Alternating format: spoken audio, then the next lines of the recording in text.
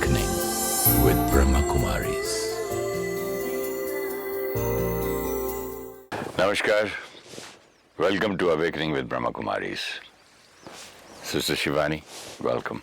Thank you so much. Om Welcome Shanti. to our new series, Going Beyond. Thank you. Om Shanti. Om Shanti.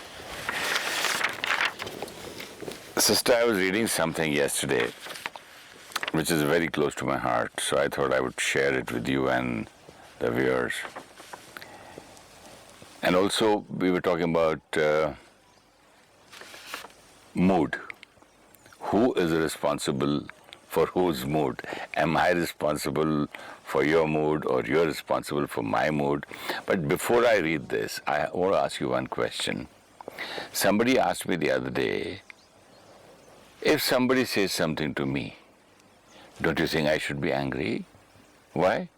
You mean to say, I can say anything to anybody on earth and it is his responsibility? Is that right? The first line went, don't you think if somebody says something to me, I should be angry? You should be if you want to. That's fine. We didn't say that you have to necessarily create a calm and peaceful feeling. If you want to create a reactive emotion, but take responsibility that I am creating this anger. Then it's fine. So you choose to create your anger. And if you feel it's justified, if you feel it's beneficial, and if you feel it's going to be good for everybody, including yourself, go ahead. But saying it to yourself, I am creating this anger because I feel I should be angry. And then give yourself reasons how it benefits you. But what we were saying earlier was, I'm angry because of them. That doesn't hold true. Two things are totally different.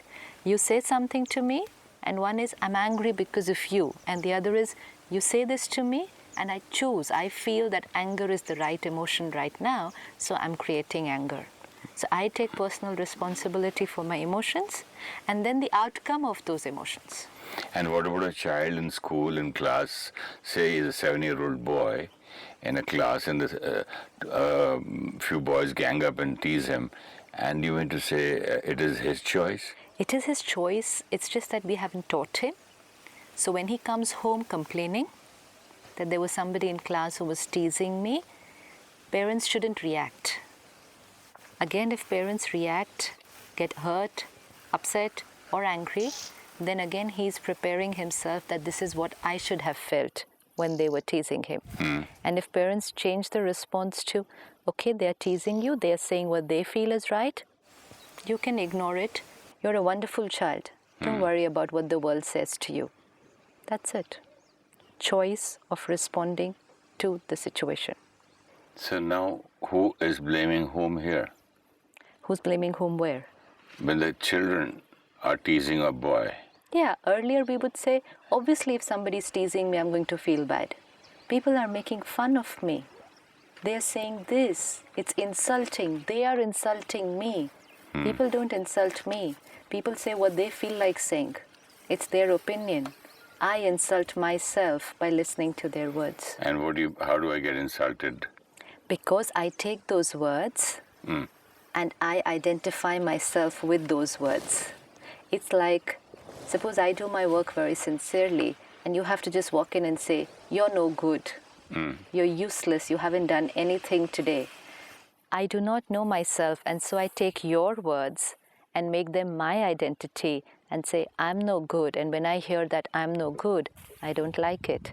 But the other option is, I know what I'm doing. I can do better. And they feel that I'm not doing well enough. That's their opinion. I will work on myself. Two different things. And if I tell that tomorrow to somebody, you know what that person will answer me? He'll say, I'm not a saint. Well, you are a human being. A saint is also a human being. The only difference is a saint is a human being who has learned that he is the creator of his thoughts and feelings and is aware and chooses them. That's the only difference between what we are doing and what a saint is doing. We were talking about moods in the last episode. And I told you I wanted to read something which is very close to my heart too. It says, if you lost someone or something important to you in the past, you would have created sadness. Your language. You would have created sadness, and not the loss created sadness. You would then repeat your sadness every time you remembered your apparent loss.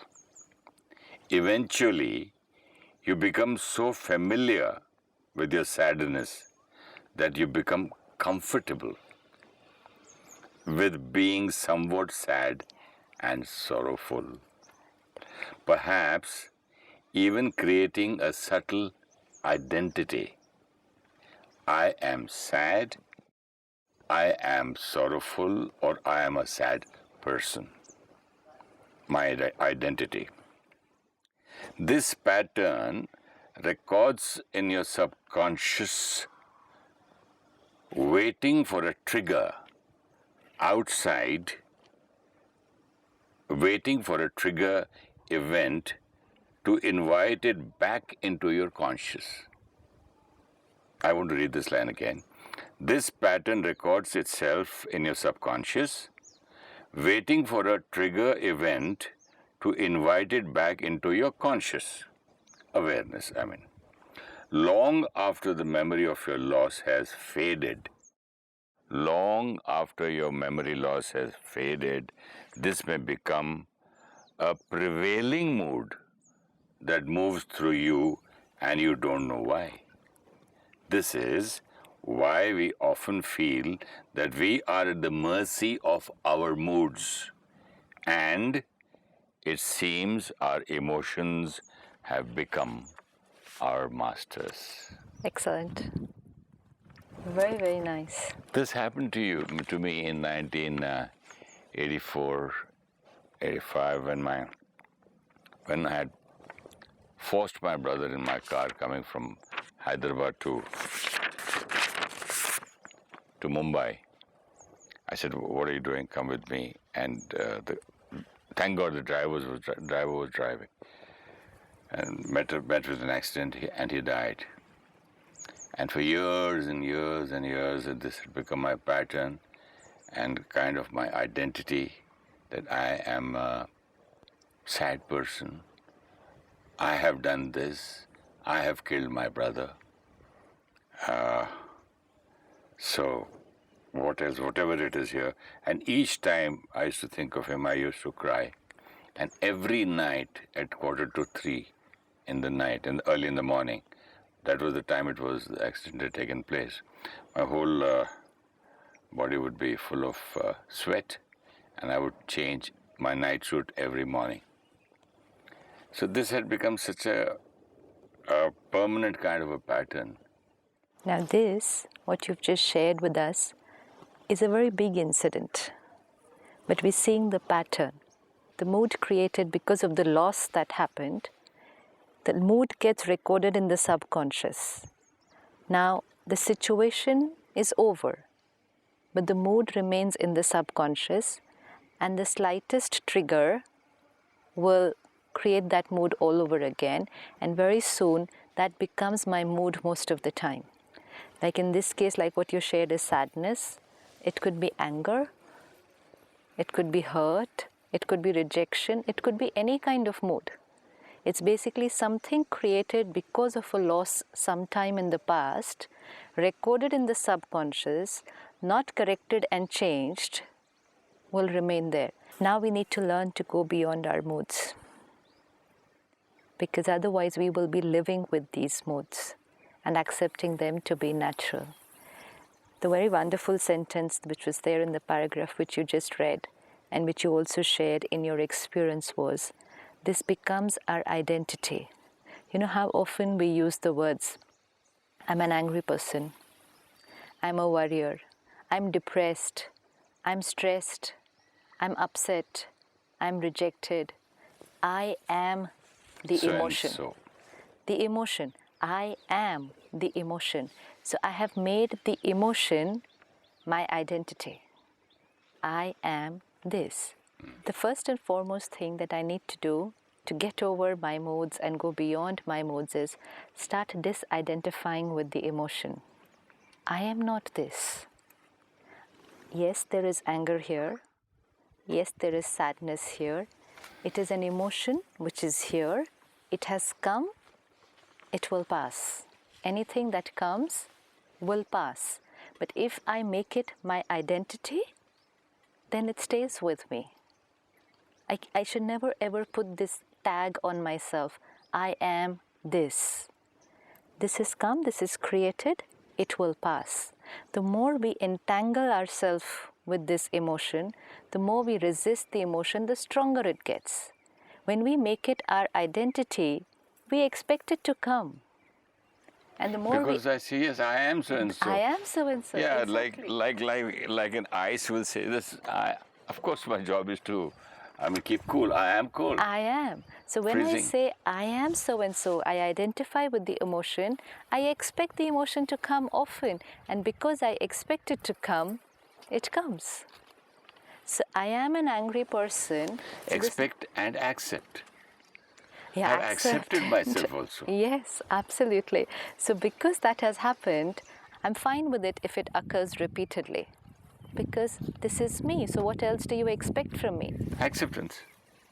Like our roles. I am this. I am a mother. So obviously I'll take care of my children. I am an angry person. So obviously I'll get angry. I am depressed. So obviously I'll feel low. Just identify with our emotions. That's the first step to finish them. You know, when I used to drink every night and cry every night and feel sad and feel guilty about the accident. I had identified myself like that. I'm a unlucky, unhappy man, a sad person. It doesn't happen to everybody, it happened only to me. So I started kind of enjoying it. Yeah. Because it becomes a part I'm sorry to tell you. Yes. If I tell somebody, he'll feel bad. No. But it was kind of it had become a lifestyle. I was enjoying it. A victim Go feeling. drink, feel bad about yourself, feel guilty, cry, go to sleep. This thing, simple thing which you shared with us is the next thing that we need to take care of. Drink and go to sleep. Which means the emotion is there, and instead of facing the emotion, I'm going to use an escape route. And all of us have found our escape routes today, so that we don't have to face the emotion. Escape route and a reason to drink. Yeah, but different people can use different escape routes. Everybody might not use alcohol. For somebody, it might be alcohol. For somebody, smoking. For somebody, it would be, let me watch a movie. For somebody, it will be, let me go for a holiday. For some people, it is, let me just be busy working. Or leave me alone. No, working. Working has become a very big escape route for people today. If they are low or upset or there's been some pain in them, they will just keep on working the whole day. Because the minute they are free, that emotion is there and they have to take the responsibility of experiencing it and handling it. So the best way is to escape the emotion is what most of us are using. Or the other thing is go and share it with other people. And when we share it with other people, we get their approval and assurance that what we are doing is right. That gives us the justification. These are all escape routes. We should never ever run away from the emotion. It's just a temporary distraction. In fact, face it directly.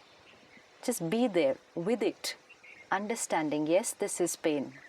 Yes, this is anger. I'm not going to move away and watch a movie while it's here.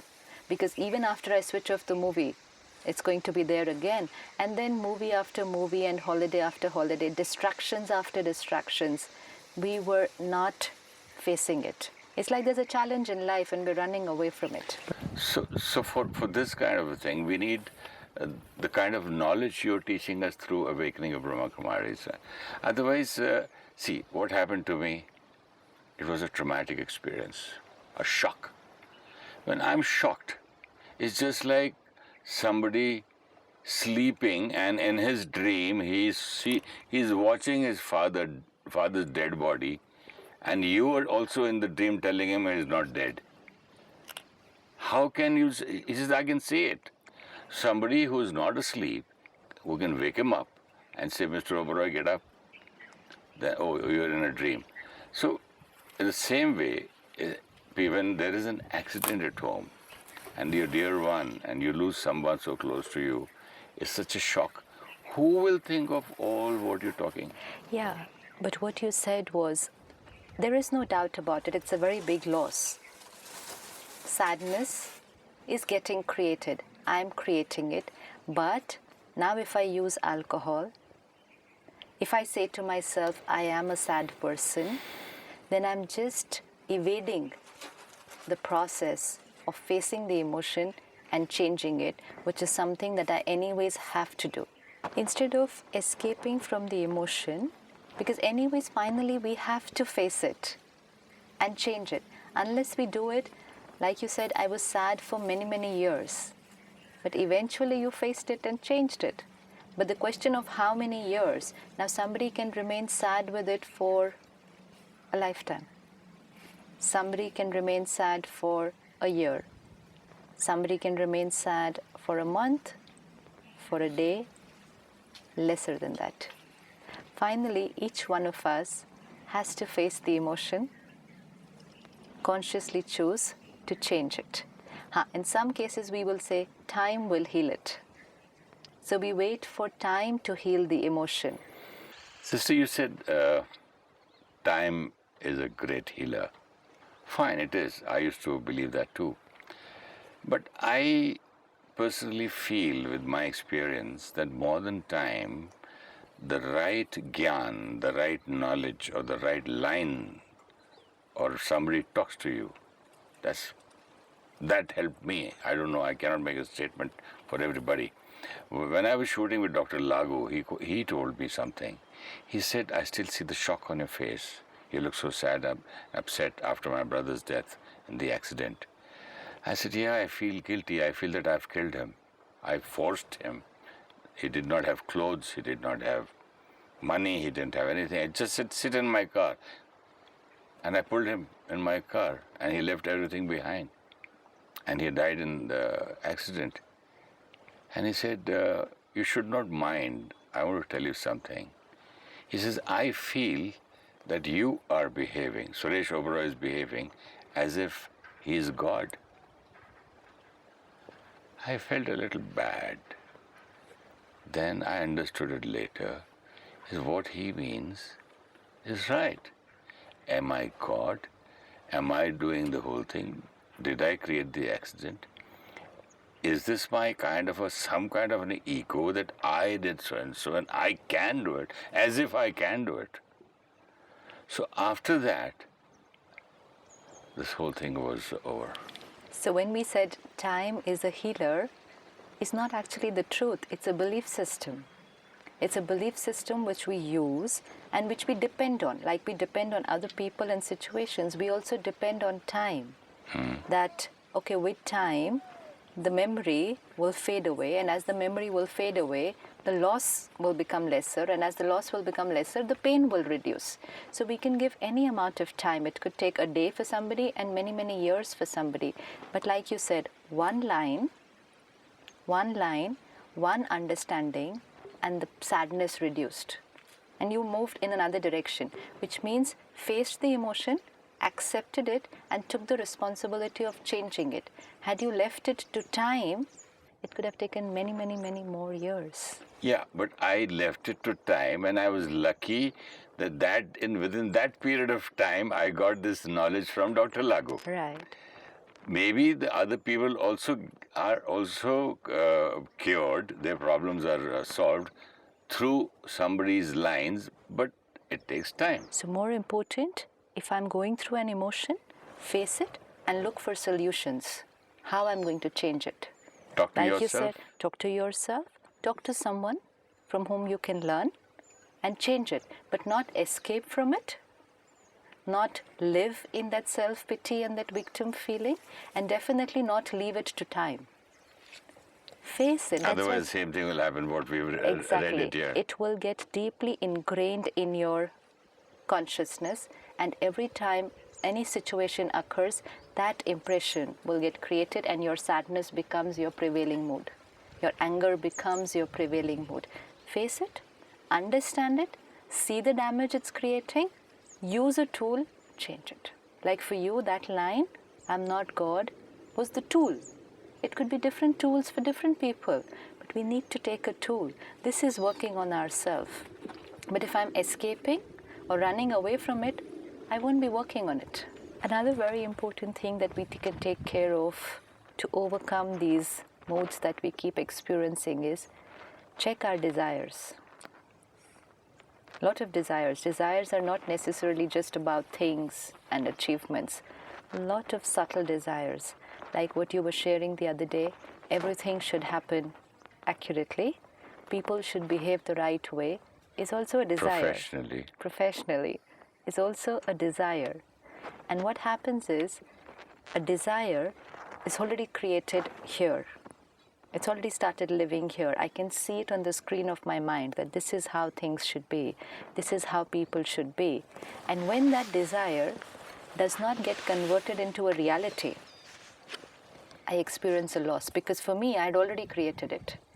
And my reality has not happened the same as what I had created here.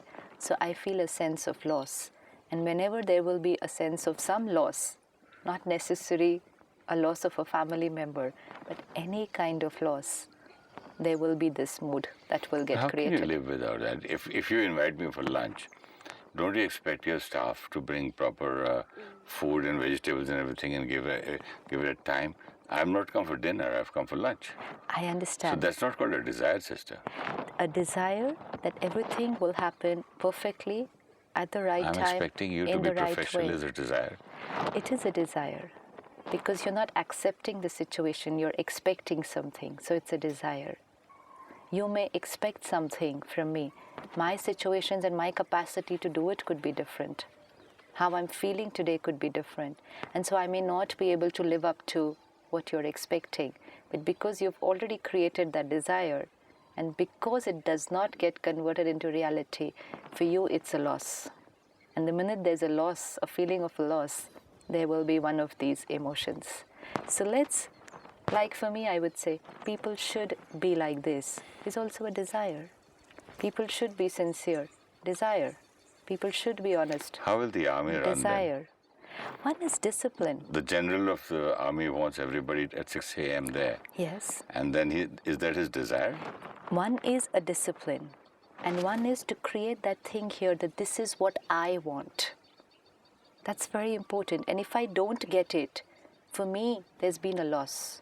Like for you, yesterday was a loss of a day's work. That's a loss. And the minute there's a loss, there will be anger or sadness or hurt. Because I have desires. Let's live each moment, taking it as it comes, not already creating it, so that for me it's not a loss. If I don't create a thought or a desire initially, this is how they should work, then it becomes easier for me to accept them the way they are working. You mean to say, like, if the flight is delayed and it's beyond the hands of, beyond the control of the captain of the flight, he'll try his level best to make up time on the way so that he reaches. That anyways they will do. That's all. That anyways they will do. Anyways they will. That's all is in his hands. Absolutely. Nothing else. But we can create so much anger and pain perceiving the loss that has happened. So it's very important to keep a subtle checking that whenever we are creating any of these modes and emotions, what is the desire that we had created, because of which I'm experiencing this? And gradually, it takes a little attention, gradually, let's start reducing our list of desires. I want people to be like this. I want this thing to happen like this.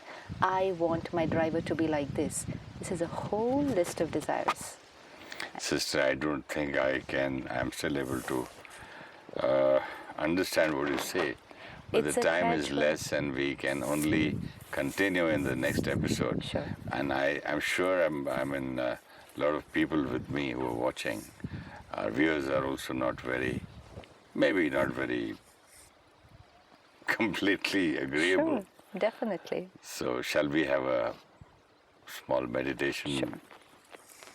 Let's sit back.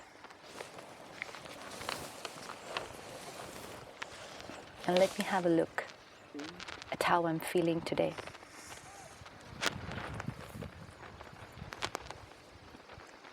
there any attachment of the past? Any loss that I had experienced? Any desire unfulfilled?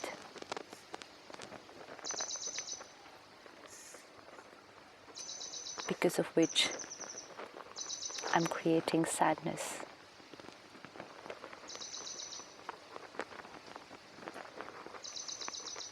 I have a choice. Things and people will work as they're meant to be, according to their comfort and their capacity.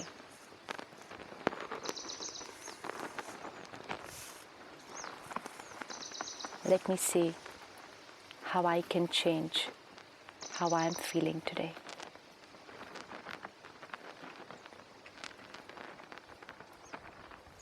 I am the master of my emotions.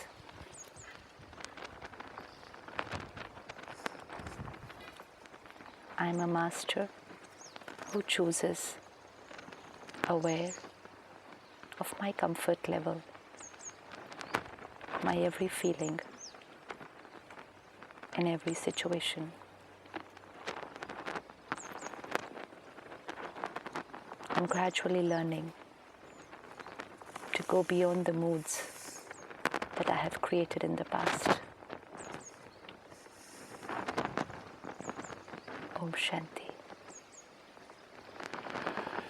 Om Shanti, sister. Thank you so much. I am a master of my moods and my emotions.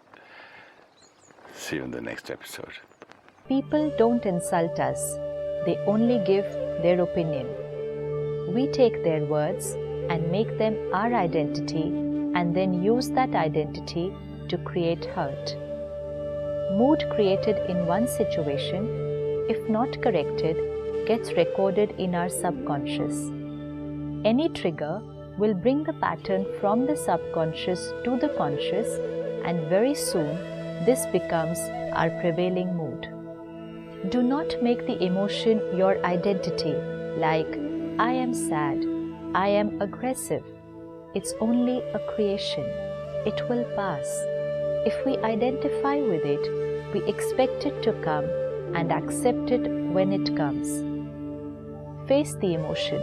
Do not try to escape it by distracting your mind with movies, alcohol, working, holidays, or talking to people. Time cannot heal us. We choose how much time we take to heal ourselves. Face the emotion and find the tool of knowledge to heal it. Do not leave it to time.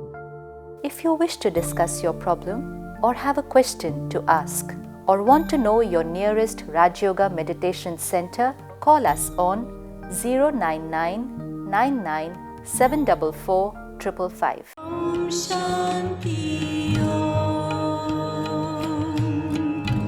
I'm a peaceful soul. Om Shanti Om. I'm a peaceful soul. Ye dwani mangal dwani hai. Om Shanti Om. This sound is a sacred sound. Om Shanti.